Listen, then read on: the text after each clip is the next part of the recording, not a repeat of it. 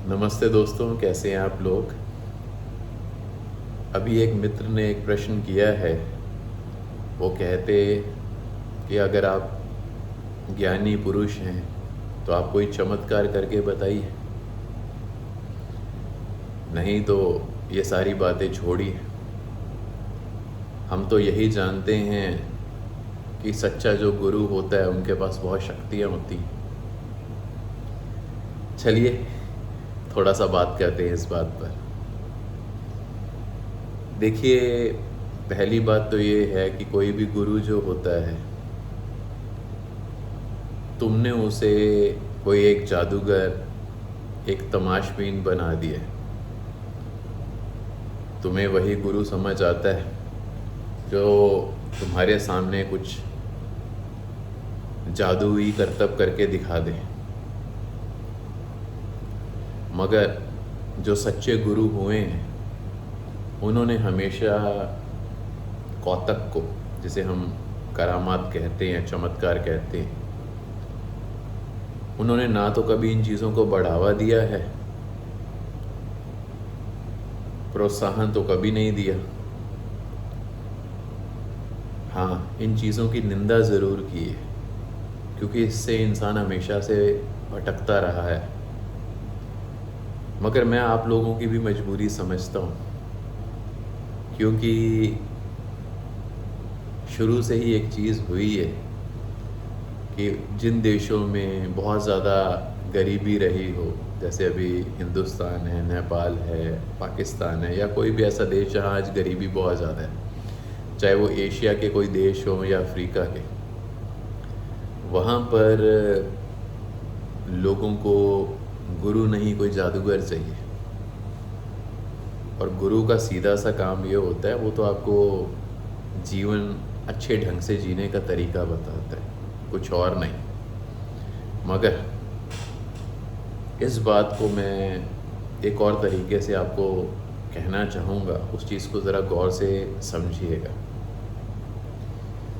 कहते हैं एक औरत थी, उसके 3 बच्चे थे, अपने पति के साथ रहती थी छोटे से घर में। अचानक एक दिन उसके पति की तबीयत खराब हुई और वो मर गए। उस औरत ने किसी तरीके से अपने आप को बहुत संभाला, और जैसे जाहिर सी बात है कि जब हम अपने किसी बहुत करीबी को खो देते हैं तो जो हमारे परिवार के बाकी सदस्य होते हैं, हमारी पकड़ उन पर बहुत ज़्यादा हो जाती है। तो पति के एक्सपायर होने के बाद उस औरत का अपने बच्चों के प्रति और प्यार, और ज़्यादा पकड़ और बढ़ गई। तो कुछ समय निकला तो एक दिन उसके 2 बड़े जो बेटे थे वो कहीं खेल रहे थे, और अचानक कहीं से बहुत तेज़ एक आंधी चली और एक पेड़ गिर गया, और जिस पेड़ के नीचे वो खेल रहे थे वही पेड़ गिर गया, और वो दोनों बच्चे मर गए। औरत बदहाल हो गई, उसे समझ नहीं आया क्या करे, मगर किसी तरीके से उसने अपने मन को ये कह के समझा लिया कि मेरा जो सबसे छोटा बेटा है, जो उस वक्त मुश्किल से 1 साल का भी नहीं था, उसकी गोद में था, उसने कहा कि नहीं, मेरा अब यही सहारा है, इसके लिए मैं सब कुछ करूँगी। मगर कुदरत की क्या कहानी कहें, कुछ समय निकला तो उसका छोटा बेटा भी बीमार हो गया। बहुत उपचार किया मगर वो भी एक्सपायर हो गया। जब वो एक्सपायर हो गई, उसका बच्चा जब एक्सपायर हो गया तो उसने अपने बच्चे को उठाया, तो कहते हैं उसी गांव में भगवान बुद्ध आए हुए थे। तो कहते वो भगवान बुद्ध के पास गई और जाकर बोली कि मेरा पति मर गया, मेरे 2 बच्चे मर गए, मैंने अपने आप को संभाल लिया, मगर मेरी ज़िंदगी का जो ये आखिरी मेरी जीने की उम्मीद थी, अब ये भी चली गई। तो आपकी ये सब धर्म कर्म की बातें बकवास है। अगर सच में आप गुरु हो, सच में अगर आपके पास परम ज्ञान है, सच में आपके पास कुछ है, तो इसे जिंदा कर दो, नहीं तो ये अपनी बकवास सब बंद करो। भगवान बुद्ध ने बहुत गौर से उसे देखा और उन्हें पता था कि इस वक्त इसे कुछ भी समझाना सही नहीं है।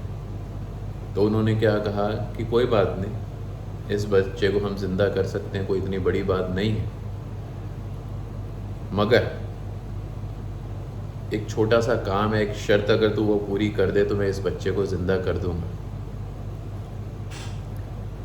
वो कहते हैं क्या?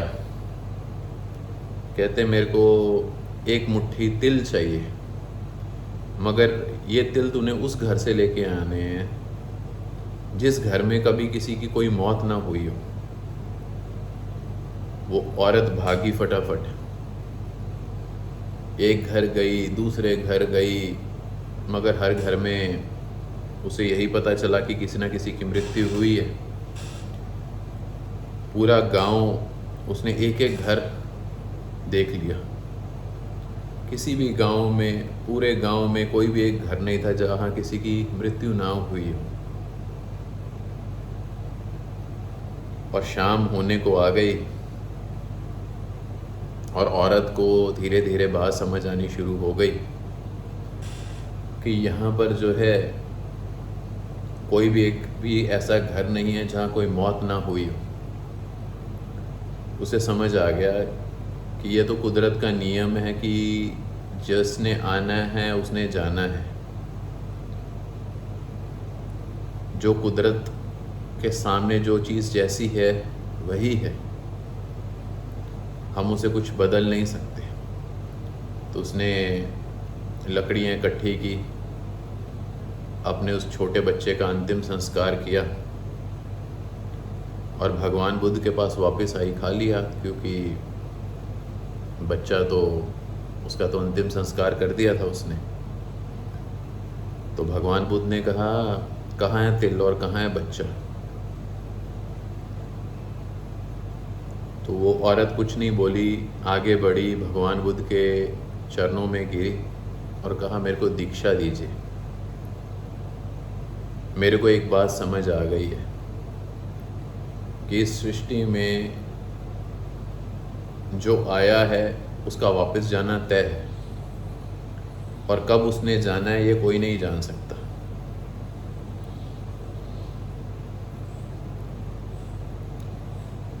तो भगवान बुद्ध ने कहा, मगर तेरे उस बच्चे का क्या हुआ?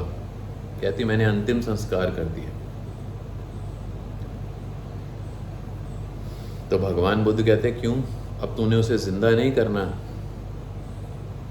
तो कहते वो औरत थोड़ा सा मुस्कुराई और उसने कहा कि बनते आप जानते हैं कि ऐसा कुछ नहीं है, ये तो मेरे को आपका एक समझाने का एक तरीका था कि यहाँ कोई भी चमत्कार नहीं है। कुदरत ने जिस तरीके से इस दुनिया को चलाना है वैसे ही चलाना है। तो भगवान बुद्ध ने करुणावश उस औरत के सर पे हाथ रखा और जानते हो भगवान बुद्ध ने क्या कहा? कहते, इस दुनिया में सबसे बड़ा चमत्कार ये है कि यहाँ सबको पता है कि सबने मरना है, सबको पता है ये शरीर चला जाएगा, मगर तब भी लोग यहाँ पर किन चीज़ों को पकड़ते हैं? धन, दौलत, ज़मीनें, परिवार, बच्चे, सबको। और ये जानते हुए कि यहाँ सबने मर जाना है, और हमारे साथ कुछ नहीं जाने वाला। तो कहते केवल एक ही चीज़ है जो मौत के बाद जिंदा बचने वाली है, और वो है तुम्हारी आत्मा। मगर उसका भी पता केवल उन्हीं लोगों को चलता है जो अपने जीवन काल में ध्यान करके जागृत हो जाते हैं, जिन्हें ये समझ आ जाती है कि वो शरीर से आगे कुछ है। तो कहते तू चमत्कार देखना चाहती है तो सबसे बड़ा चमत्कार तो यही है जो तेरे को बताया है। उसके बाद का एक चमत्कार तेरे को और बता देता हूँ। वो औरत ने कहा क्या? कहते मैं तेरे को ये दिखा दूंगा कि तेरी आत्मा क्या है। तो उस औरत ने कहा तो उससे क्या होगा? कहते जब तेरे को तेरी आत्मा दिखेगी तो तेरे को ये पता चल जाएगा कि शरीर खत्म हो जाएगा, आत्मा खत्म नहीं होगी। तो जिस पति के लिए और जिन बच्चों के लिए तू इतनी परेशान हो रही है, तो उस बात से मुक्त हो जाएगी।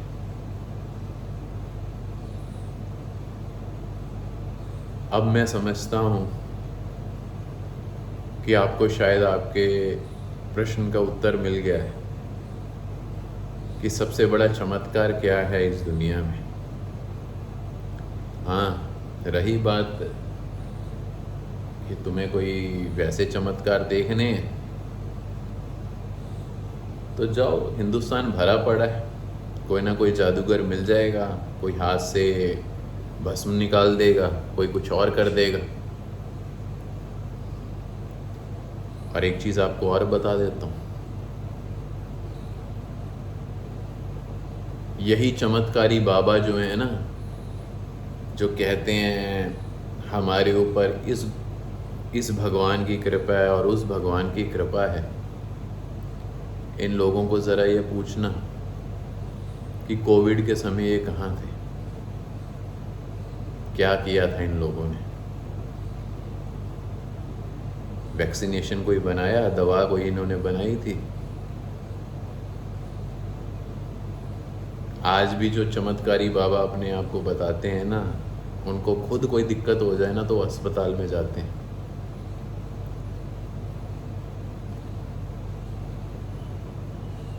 तो इस चीज़ को थोड़ा सा समझो। जो एक सच्चा गुरु होता है ना, वो आपको जीने का बेहतर तरीका बताता है। वो बैठकर आपको चमत्कार नहीं करके दिखाता। हाँ, इस दुनिया में चमत्कार जैसी कोई चीज़ इंसान को तब लगती है जब उसे उन चीज़ों की गहरी नॉलेज ना हो। अब ये पीछे एसी चल रहा है, अभी मैं रिमोट से बंद कर देता हूँ इस एसी को या शुरू कर देता हूँ, मगर तुम्हें ये चमत्कार नहीं लगेगा, क्योंकि ये साइंस है, तुम्हें पता है ये कैसे काम कर रहा है। मगर इसी चीज़ को अगर छुपा कर रखा होता तो किसी को क्या लगना था कि ये कोई चमत्कार है। जहाज में हम उड़ के जाते हैं ना, राइट ब्रदर्स से पहले लोग सोचते थे कैसे कोई उड़ सकता है। भाई, तुम्हें अपने हाथों के पंख नहीं बनाने, तुमने मशीन बना ली जो तुम्हें उड़ा के लेके जा रही है दुनिया के हर कोने में। थोड़ा सा अपना दिमाग खोलो। इस जीवन में जो कुछ सबसे ज़्यादा सुख मिले हैं ना इंसान को, वो साइंस ने दी है। अब कुछ लोगों को लगेगा नहीं। अपने घर को ज़रा गौर से देख लेना और एक बार देख लेना कि यहाँ पर साइंस की क्या क्या देन है। सारी सुख सुविधाएं जो है ना, वो साइंस ने दी है। गुरुओं ने, सच्चे सद्गुरुओं ने हमें आनंद का रास्ता ज़रूर बताया है। और आनंद कैसे मिलता है? ध्यान से, जीवन को होश में जीने से। क्यों? क्योंकि सब सुख सुविधाओं के बाद भी इंसान अपनी वासनाओं के कारण, अपनी नासमझी के कारण गलत तरीके से जीता है और दुख उठाता है। तो जो सद्गुरु होता है ना, उसका सबसे बड़ा चमत्कार यही है कि वो आपको बड़े सरल तरीके से इस जीवन को बेहतर कैसे बनाना है इसका तरीका बताता है। वो आपको कोई चमत्कार नहीं करके बताता। नमस्कार।